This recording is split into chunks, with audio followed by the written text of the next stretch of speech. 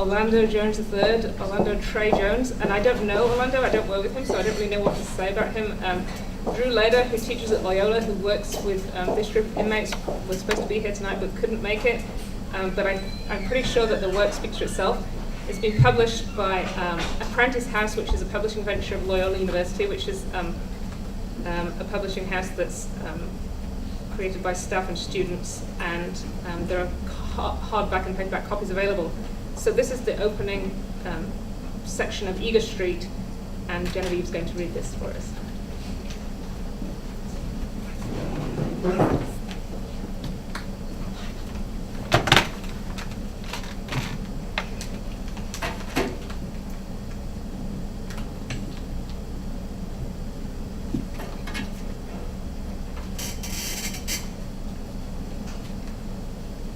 I danced to the music.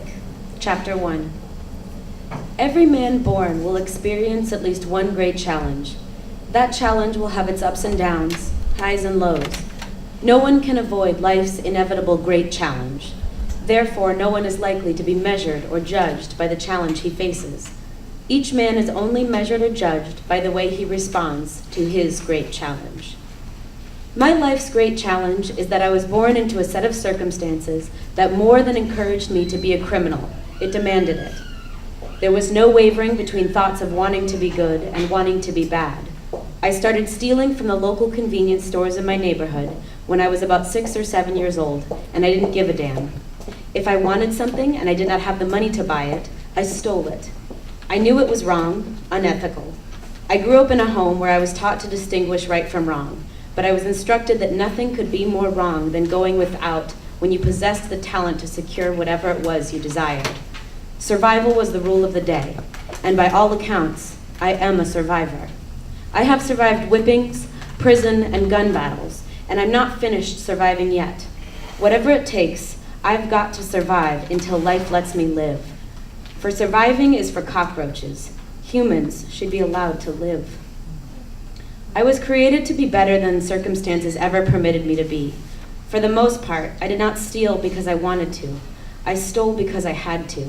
And when petty thievery no longer satisfied my needs, I sold dope. I saw the devastation that dope was causing to the folks in my neighborhood, but I didn't care.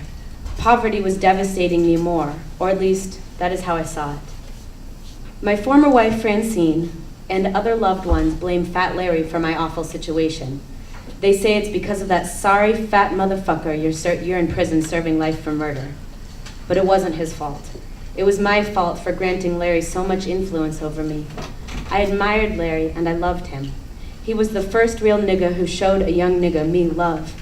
And when I was out there struggling, trying to scrape a few coins together to treat myself to a decent meal, he scooped me up and showed me how to earn some real dough. He taught me how to make $1 without sweating too hard, and struggling so much only to come up empty at a day's end. Despite it all, I ain't mad at Larry, even though he double-crossed me. He betrayed the rules of the game, the rules that he taught me, and he has totally neglected me since I have been in prison. But when I think about it objectively and honestly, the nigga did tell me, it's a rotten-ass game, Trey, and only the rotten niggas are gonna make it out there. He told me the drug game is for rotten niggas. It's true. Good people have no place in the drug game. It will eat them alive, totally destroy them. I should know. It destroyed a lot of my family and friends. It has come damn close to destroying me. It might very well have destroyed me, but I'm not going to count myself out just yet. I am serving a life sentence. I truly think what's left of my life can be salvaged. Thus, I am not destroyed. God is still smiling on me. I don't know why, because I used to be just like all the other pushers in the game. I smiled in folks' faces, referred them as friends, and shot them in the back, sometimes literally. I convinced young girls to snort coke and dope because I was told that females performed better sexually while under the influence of that thing. I knew then, and I know now, that it is wrong to get a person to use drugs for the first time. I was witnessing what drug addiction was doing to my Aunt Kim. I saw what it had done to my cousin Terrell. I watched how alcohol had reduced my mother from being one of the most capable, one of the most attractive and productive sisters in Baltimore, to a nothing drunk, incapable of taking care of her one and only son, me. I knew the pain and humiliation that my Aunt Kim had to endure because of her addiction. She was reduced to doing unbelievable things just to keep shop money. Kim loved her children, all three of us, Yolanda, Kashan, and me. But being a dope fiend never permitted her to demonstrate that love to us in meaningful ways. The money, time, and attention that it would take to love 3 children, one of whom wasn't hers biologically, would have interfered with her blast.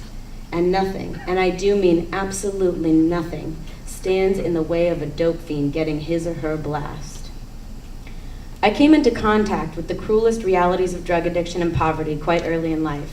I am just fortunate enough to have received gentleness and kindness in my life before I had to deal with the hardships and cruelties.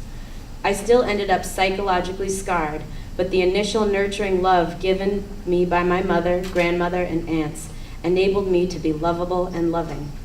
It made me able to face the many hardships without growing bitter and resentful. I guess what I'm really trying to express is I was not a motherless child, though I have been made to feel that way more times than I care to remember. That's probably why it was easy for me to become Fat Larry's trigger man.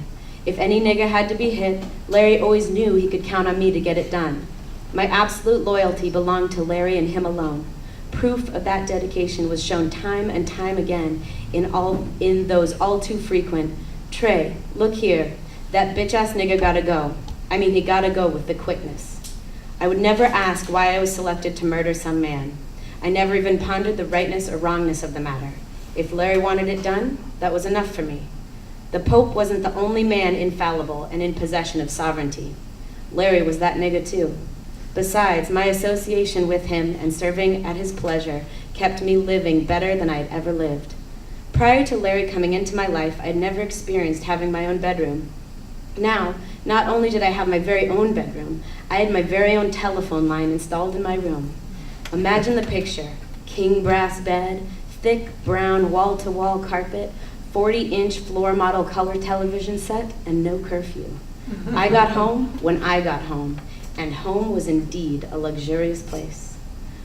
While I rolled with Fat Larry, I lived in luxury, drove in luxury, and did everything else in luxury.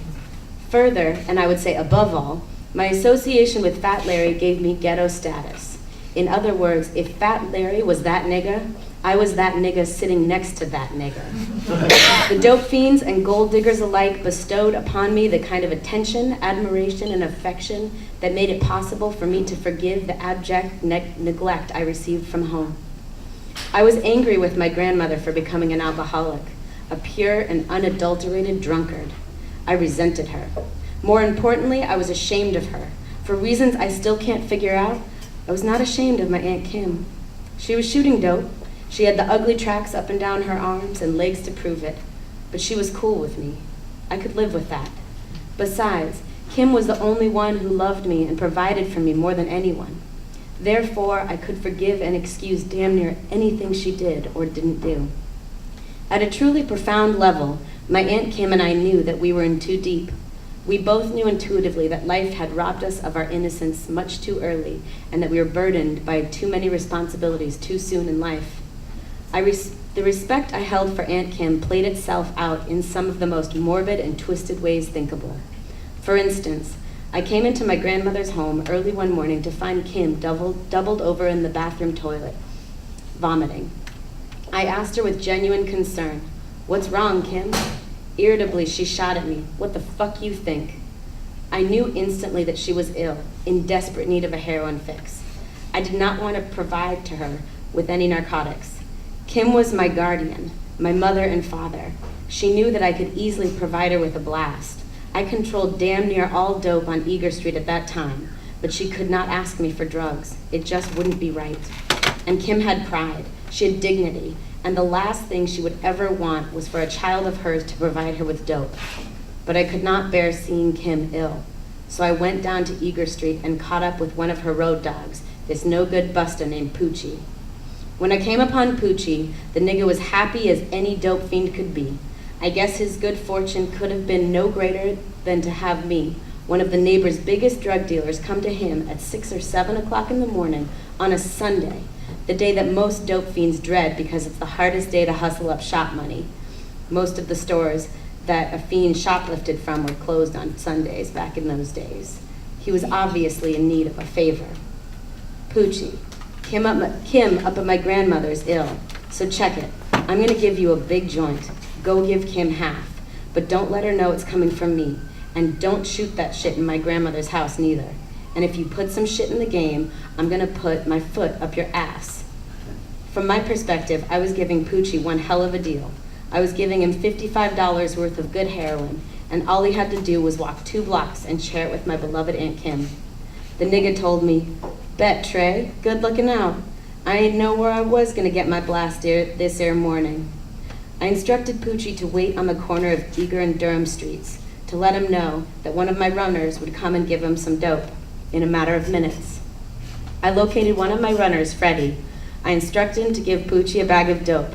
I went to my grandmother's house, expecting to see Poochie come to the door at any moment to collect Kim to offer her the free dope. I waited and waited. The nigga didn't show up. I told Kim what I had done, and we looked at each other in total amazement. Not because I would endeavor to aid my beloved through such a deceptive method, but because someone like Poochie or Freddie would disobey my clear instruction. Kim was genuinely concerned that something awful might have happened to her friend Poochie and her dope, so she rushed to the corner for some answers. It did not take her long to discover that Poochie had done the unthinkable. He had run off with my dope.